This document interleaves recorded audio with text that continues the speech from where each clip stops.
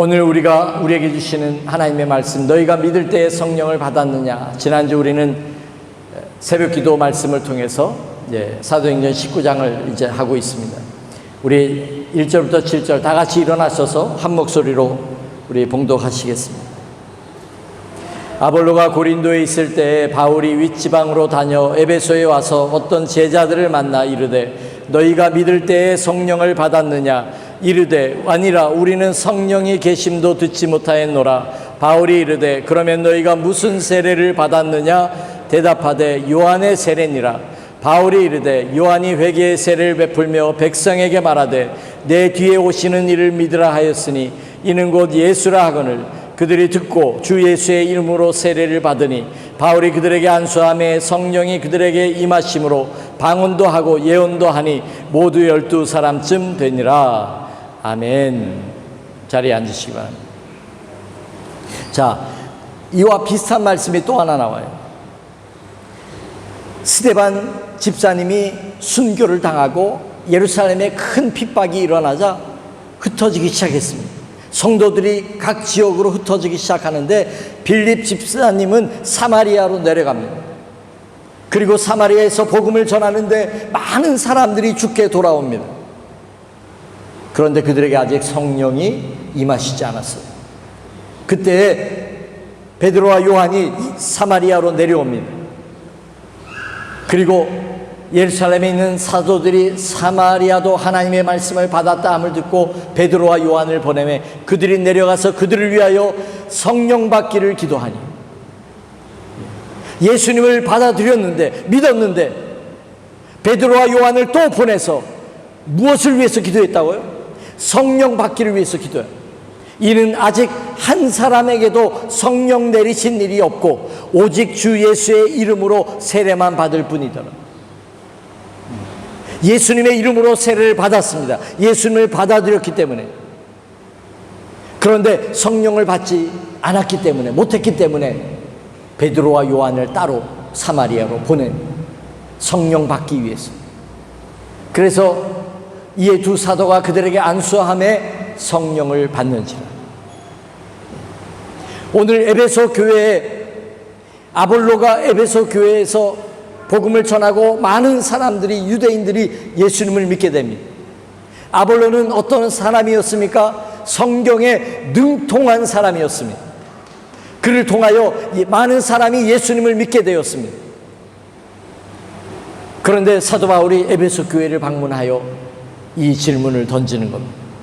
너희가 예수님을 믿을 때에 성령을 받았느냐? 오늘 우리는, 저와 여러분은 이 질문 앞에 서서야 합니다. 너희가 예수님을 믿는데 너희가 성령을 받았느냐? 이 질문 앞에 저도 서 있고 우리 모두 서 있는 겁니다. 예수님이 오늘 우리 글로벌 연합교회에 오셔서 말씀을 증거하신다면 무슨 말씀을 증거하실까? 저는 확신합니다.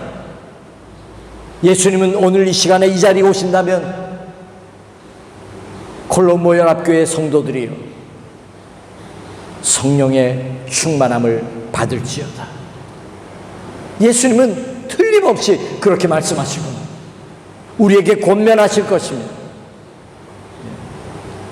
예수님은 사역의 말년에 십자가를 앞에 두시고 성령에 관하여 끊임없이 말씀하셨습니다.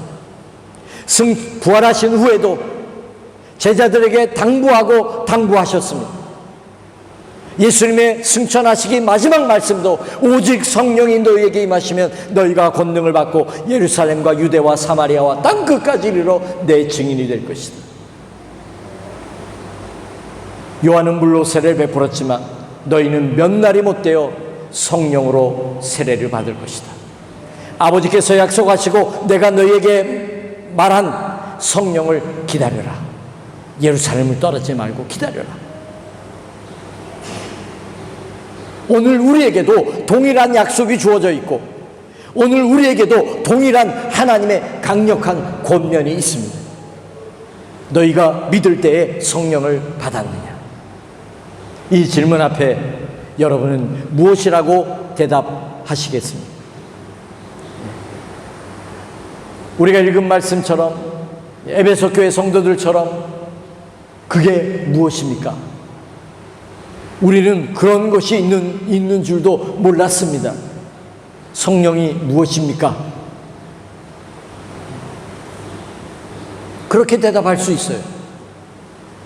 성령에 관한 체험이 없거나 확신이 없거나 그러면 그렇게 대답할 수 있어요. 성령에 관하여 얘기는 들었지 나는 아직 잘 모르겠습니다. 이렇게 얘기할 수 있어요. 그게 창피하거나 부끄러운 건 아닙니다. 솔직하게 고백하십시오. 그리고 이렇게 또한 고백하십시오. 성령의 하나님, 나도 당신을 만나고 싶습니다. 예수님이 약속하시고 예수님이 십자가에서 나의 죄를 대속하시고 우리에게 예수님을 믿는 우리에게 보내주시는 성령을 선물로 주신다고 약속하셨는데 그 성령을 나에게도 보내주십시오. 나도 성령으로 세례를 받기 원합니다. 그렇게 고백하십시오. 이 질문 앞에 우리는 이렇게 고백할 수 있어요. 예, 성령의 세례를 받았습니다. 받았습니다. 우리가 재판장에서 검사든 변호사든 증인석에 앉는 사람을 향하여 그렇게 얘기하죠. 뭐라고 얘기합니까? 예, 아니요로만 대답하시오.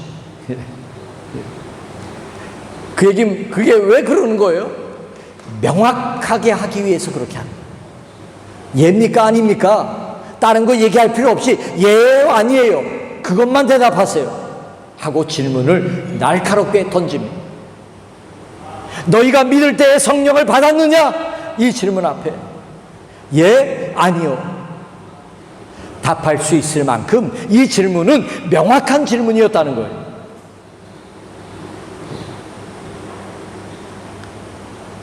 저도 이 질문 앞에 서봤어요. 부끄럽지만 저는 이렇게 고백했어요. 예, 성령을 받았는데요. 한때는 충만한 적도 있었지만 지금은 많이 식어졌어요. 성령님 죄송해요. 얼마나 죄송한 마음이 들던지, 이 말씀을 준비하면서 마음에 얼마나 부담이 되는지, 내가 하나님의 영으로 충만하고 하나님의 영으로 붙들려 있지도 못한데 어떻게 성도들에게 성령 충만하자고 이야기할 수 있나? 얼마나 부담감이 됐는지 몰라요. 부담이 되었는지 몰라요. 그러나 여러분, 제가 부담감, 부끄러움을 무릅쓰고 이것이 하나님의 뜻이고 이것이 예수님이 우리를 향한 간절한 소망이에요. 왜? 성령이 아니고는 예수님을 믿을 수 있는 사람이 없기 때문에, 성령이 아니고는 예수님의 증인이 될 수 있는 사람이 없기 때문에, 예수님이 이 땅에 오셔서 오늘 이 자리에서 설교를 하신다고 해도 틀림없이 연합교회 성도들이요, 강 목사요, 성령의 충만함을 받아라. 그래야 나의 사명을 감당할 수 있다. 그래야 하나님의 뜻대로 살 수 있다. 하나님의 뜻이 무엇인지 분별할 수 있고 성령의 인도함 가운데 살 수 있고 하나님이 살아계심을 이 땅 가운데 증거하고 나타낼 수 있다. 그러나 기독교 역사를 보면 저도 30년 은혜 받은 지 30년이 넘었어요. 그런데 그동안 뒤를 돌아보니까 성령에 관하여 무관심한 적이 더 많았어요. 성령에 관한 찬송 부흥회 때만 불렀어요. 성령이 오셨네, 성령이 오셨네, 박수 치면서 성령이 오셨네. 부흥회가 끝나면 성령님이 가셨나 봐요. 그 다음에 그 찬양 별로 안 불러요. 그리고 부흥회가 되면 다시 성령을 소환합니다. 성령의 능력을 받아라, 방언을 받아라, 병고침을 받아라. 항상 성령과는 그런 기적, 표적과 항상 결부시켰어요. 그러다 보니까 인격이신 성령님에 대하여 우리는 놓치고 있었어요. 여러분에게 꼭 말씀드리고 싶은 것은 성령의 하나님은 인격이신 하나님이고 오늘 우리와 예수님 말씀처럼 우리와 함께 하시고 영원히 우리와 함께 하시고 너희 속에 계시겠다고 말씀하셨어요. 그분이 오시면 너희를 진리 가운데로 인도할 것이다 말씀하셨어요. 성경에 보니까 신약 성경에만 성령 검색어를 치면 197번이 나옵니다. 굉장히 많이 나오죠. 마태, 마가, 누가, 요한복음, 신약 사도 바울이 쓴 서신서들, 그 가운데 제자들이 쓴 서신서들 가운데 197번 성령이 나옵니다. 그 내용을 가만히 보니까요, 제가 다 읽어봤어요. 구절, 197구절을 다 읽어봤어요.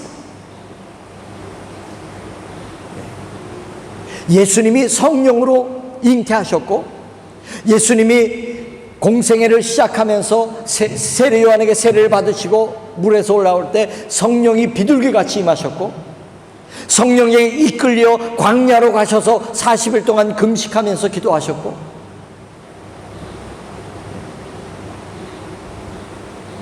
예수님은 성령으로 사셨어요. 그리고 세례 요한,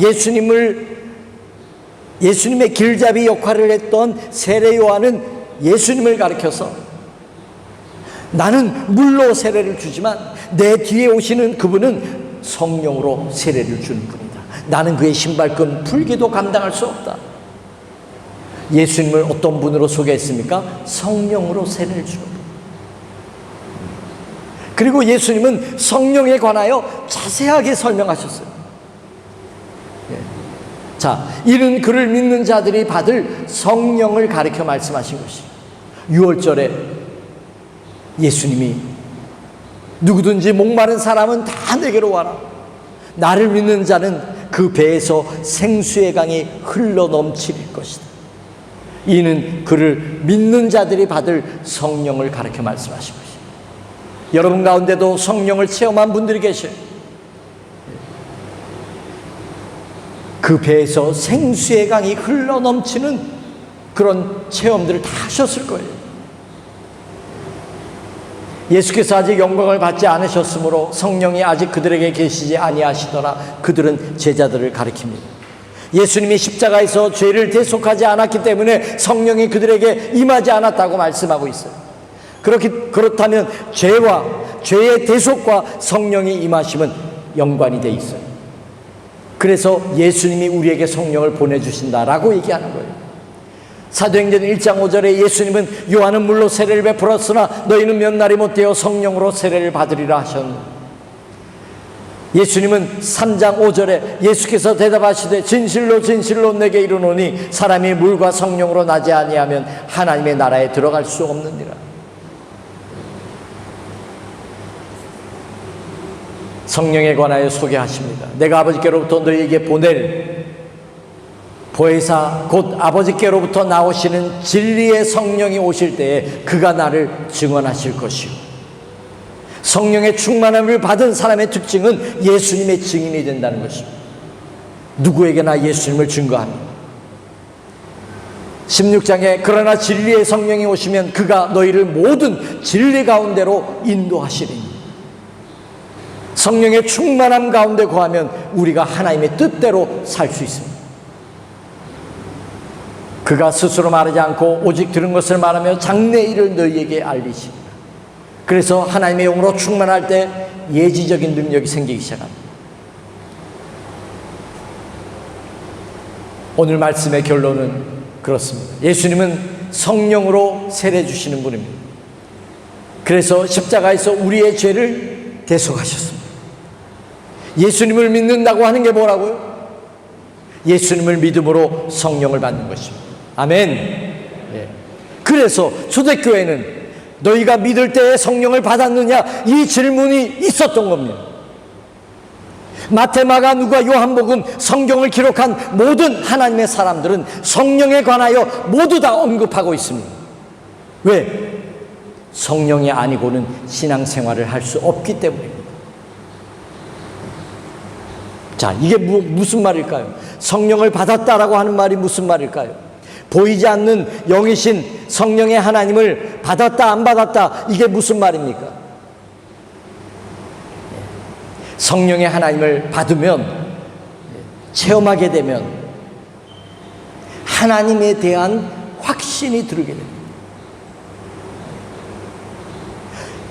하나님은 이론으로 배우는 하나님이 아니에요. 물론 이론으로 하나님이 어떤 분이다, 예수님이 어떤 분이다, 성령의 하나님은 어떤 역할을 하신다, 그런 지식과 이론을 가지고 있으면 굉장히 좋죠. 그러나 더 중요한 문제는 그 가지고 있는 이론이 나의 것이 되고 레마가 되어서 그게 믿어져야 되는 거예요. 한번 따라해 볼까요? 믿어져야 믿지. 안 믿어지시나 봐요. 목소리에 자신이 없어요. 믿어져야 믿지. 예. 제가 어느 날 그걸 발견했어요. 믿어줘야 믿는 거예요. 그 얘기는 뭐냐? 성령의 하나님을 통하여 내 속에서 확신이 주어지는 거예요. 그 확신을 통하여 내가 믿는 거지 내 머리로 믿는 게 아닌 거예요. 우리가 성경을 읽더라도 내 머리로 성경을 바라보면 믿을 만한 게 별로 없어요. 그러나 이 성경을 믿음으로 바라보면 거기에는 너무나 귀하고 능력된 말씀들이 주옥같이 널려 있습니다. 성령을 받은 사람의 특징은 하나님에 대한 확신이 있어요. 그래서 그의 가치관이 변화되고 인생관이 변화되고 그의 삶의 태도나 이런 것들이 변화되기 시작합니다. 예전에는 죄를 죄로 여기지 않았던 것들이 죄로 여기기 시작합니다. 예전에는 별로 양심의 가책을 받지 않았던 것들이 성령의 하나님이 죄를 지적하는 거예요. 그 속에서 양심을 불러일으키는 거예요. 그래서 회개할 줄 아는 그런 사람으로 변화되기 시작합니다. 이건 이론이 아닙니다. 이거는 성령의 하나님을 받았기 때문에 일어나는 현상인 거예요. 성령의 하나님을 체험하면 하나님에 대한 확신이 들어오기 때문에, 자, 초대교회 성도들의 모습을 보세요. 그들의 삶의 스타일이 어떻게 변화되었어요? 그들이 하나님을 예배하는데 전에는 별로 감격 없이 예배하고 기도하고 그랬던 사람들, 어떤 종교적인 습관과 형식을 따라서 그렇게 예배했던 사람이 하나님에 대한 자각이 일어나기 시작하니까 찬양이 실제가 되는 거예요. 찬양이 소리였던 것이 찬양이 이제 내용이 실리기 시작하는 거예요. 그래서 그 찬양에 감격이 있는 거예요. 여러분, 찬양하면서도 아무런 감동이 없다면 성령 받지 않은 거예요. 실제이신 하나님 앞에서 하나님의 이름을 높여드리는데 왜 가슴이 뭉클하지 않을까요? 찬양은 영감으로 다 기록되어 있어요. 성령이 주신 영감으로 그 짧은 문장 속에 신앙의 내용이 함축되어 있어요. 엑기스와 같아요. 그래서 그 찬양을 부르다 보면 그 엑기스 찬양이 실제가 되고 그 내용이 내 속에서 감동으로 밀려와요. 초대교회 성도들은 성령을 받고 나니까 전에는 그냥 형식을 따라서 찬미하고 했던 것들이 이제는 달라져요. 그들의 기도 생활이 달라졌어요. 남에게 보이기 위해서 했던 기도가 이제는 하나님 앞에, 골방에서도 하나님 앞에 늘 기도하는 거예요. 하나님과 이 소통의 문이 열려진 거예요. 그러니 신앙생활이 얼마나 재미있고 얼마나 신나고 얼마나 기쁘겠어요. 얼마나 기쁨이 있었겠어요. 그 하나님의 영광을 맛본 사람들은 이 세상의 물질, 명예, 권력 이런 거는 다 아무것도 아닌 것처럼 여겨지는 거예요. 나에게 별로 이제 관심의 대상이 아닌 거예요. 그러니까 자기의 것을 자기의 것이라고 하지 않고 함께 나눌 수 있는 그게 된 거예요. 그게 어디서부터 왔을까요? 하나님과의 소통에서부터 온 거예요. 성령이 그들에게 임하고 나니까, 영적인 세계가 열려지고 나니까 육에 속하여 살고 육적인 눈으로 이 땅 것만을 바라보고 살던 사람들이 하나님의 영광을 보고 하나님의 은혜를 맛보고 나니까 달라집니다. 너희가 믿을 때에 성령을 받았느냐? 여러분의 인생관이 하나님을 믿고 나서도 아직도 바뀌지 않았다면, 아직도 땅의 것만 바라보고 있다면 성령의 하나님을 받지 못한 것입니다. 성령의 하나님을 받은 사람은 그렇게 살 수가 없어요. 불가능합니다. 그건 하나님의 영광, 하나님을 맛본 사람, 하나님의 그걸 아는 사람이, 은혜를 아는 사람이 어떻게 땅의 것만 알아요? 비교할 수도 없는데.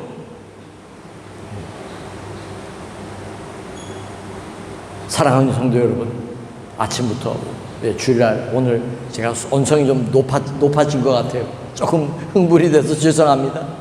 그러나 제 간절한 마음을 좀 여러분이 받아주셨으면 좋겠어요. 이게 심각한 문제입니다. 너희가 믿을 때에 성령을 받았느냐? 이 질문이 오늘 이 현대를 살아가는 모든 교회, 모든 성도들, 모든 목회자, 선교사들에게 이 질문이 우리 앞에 딱 있는 거예요. 예, 아니오로 대답하시오. 주님, 성령의 하나님을 제가 놓쳤어요. 그러면 이 질문 앞에 우리가 어떻게 해야 될까요? 그것부터 찾아야 됩니다. 우리가 이렇게 찾아야 됩니다. 성령의 하나님을 이제 자꾸 인식하고 모셔드리고 환영하고 사랑하고, 성령 운동을 했던, 지금은 돌아가셨습니다만 조영희 목사님 같은 분은 그분의 설교를 한 편 들었어요. 이 말씀을 준비하면서 그분은 이렇게 얘기합니다. 그 당시에 성령 운동한다고 해서 한국 교회가 엄청 많이 핍박을 했었습니다. 대부분 교회들이 핍박을 했어요. 오순절 성령 운동하는 순복음 교회 계통을 많이 비난했죠.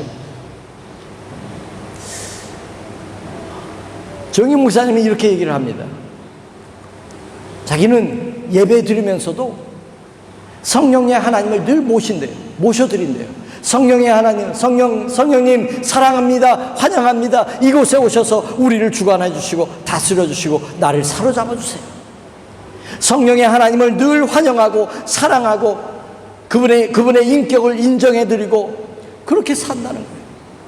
그렇게 자기는 목회를 하고 그렇게 자기는 성령님을 섬기고 있다고 그렇게 고백하는 것을 들었어요. 오늘 우리의 신앙이 달라져야 될 부분이 뭡니까? 예수님이 피의 값으로 우리에게 보내주신 그 성령의 하나님을 우리 삶 속에 모셔드리고 그분과 동행하고 그분과 대화하고 그분과 소통하는 이것을 우리가 회복해야만이 성령의 하나님의 뜻을 깨닫고 진리로 우리가 인도함을 받을 수 있어요. 우리가 그분을 인정 안 하는데 그분은 우리의 인격을 무시하지 않습니다. 억지로 우리에게 쳐들어오지 않습니다. 그분은 우리가 간절히 원하면 그분은 오십니다. 우리의 마음을 열고 성령의 하나님을 인정해드리고 우리 삶 속에 가장 소중한 분으로, 내 삶의 영역에서 가장 귀하신 분으로 우리가 대접하고 모셔드리지 않는 이상 우리는 성령의 충만함을 회복하지 못할 것입니다. 세상의 것이 먼저가 되고 그것에 우리의 마음이 빼앗겨 있는 이상 성령의 하나님이 우리의 마음을 다스리고 인도하시고 주관하실 그 마음은 우리는 가질 수 없을 것입니다. 오늘 우리가 읽은 말씀에도 보면 제자들이 성령 받기를 위하여 기도할 때 성령이 임하셨어요. 저를 위해서 여러분 많이 기도해 주셔야 돼요. 우리 목사님 성령 충만하게 해달라고. 제가 충만해서 여러분을 위하여 기도할 때 여러분도 또 충만해지는 거예요. 여러분도 충만하세요. 기도할 때 충만함이, 성령의 임하심이 있었어요. 제가 새벽 기도회 때 말씀드린 내용 중에 하나는 하나님은 이 마지막 시대에 반드시 부흥을 일으키십니다. 저는 그 부흥 가운데 참여하는 자가 되기를 원합니다. 여러분을 축복합니다. 이 마지막 때의 부흥에 여러분도 참여자가 되기를 바랍니다. 그 부흥의 주인공들이 되시기 바랍니다. 여러분도 하나님의 영에 충만하여 예수님의 증인된 삶을 살게 되시길 바랍니다. 하나님은 직분에 상관없이 쓰십니다. 어떠한 형편에 있든지 하나님이 여러분을 사용하실 수 있습니다. 여러분을 통하여 예수님의 이름이 증거되고 여러분을 통하여 예수님의 이름으로 선포할 때 귀신이 쫓겨가고 병든 자가 고침받으며 하나님이 살아계심을 여러분도 나타내고 증거할 수 있습니다. 꿈꾸시기 바랍니다. 사모하시기 바랍니다. 기도할 때마다 성령의 충만함을 위하여 기도하시기 바랍니다. 그것이 여러분의 기도의 첫 번째 기도의 제목이 되길 바랍니다. 어느 가정에 신방이 있더니 집사님은 기도 제목 무엇입니까? 제가 신방할 때마다 여러분에게 여쭤보잖아요. 우리 집사님이 이렇게 말씀했어요. 성령 충만함입니다. 제가 깜짝 놀랐어요. 지금까지 이런 기도 제목을 얘기한 사람이 없었어요. 자녀 문제, 무슨 문제. 예, 물론 그것도 놓고 기도해야 돼요. 그러나 그 무엇보다도 성령의 충만함을 받기 원합니다. 그 한 가지 기도 제목을 이야기할 때 제가 뜨끔했어요. 감동이 되었어요. 지금도 그 집사님 생각하면 그 기도밖에는 생각이 안 나요. 성령의 충만함을 받게 해줘요. 사랑하는 성도 여러분, 예수님을 감동시킬 수 있는 기도는 성령의 충만함이에요. 왜? 예수님이 우리가 성령으로 충만하게 되기를 원하시기 때문에, 그것이 예수님의 간절한 소원이기 때문에 우리도 예수님과 같은 소원을 가지고 열심히 기도하여 이 마지막 시대에 하나님의 영에 붙들린 성령의 충만함, 발목, 무릎, 허리가 아니라 충만은 잠기는 것을 의미해요. 성령께서 나를 사로잡는 게 충만함이에요. 그러한 충만함이 우리 모두 가운데 있게 되기를 주님의 이름으로 간절히 축원합니다. 너희가 믿을 때에 성령을 받았느냐? 교회를 오래 다니면서도 이 질문조차 잊어버리고 성령의 하나님을 모시고 살지 못하였음을 고백합니다. 아버지, 오늘 이 시간 깨달았사오니 저로부터 시작하여 우리 모든 믿음의 식구들이 이제 성령의 하나님과 동행하는 삶으로, 충만한 삶으로, 그리하여 예수님의 증인되는 삶으로, 하나님의 뜻대로 사는 삶으로 우리를 하루하루 인도하여 주옵소서. 우리 속에 성령의 하나님을 사모하는 이 마음을 잃어버리지 않게 하여 주시고, 늘 우리의 첫 번째 기도 제목에 성령의 충만함이 되게 하여 주시옵소서. 예수님의 이름으로 감사하며 기도드리옵나이다. 아멘.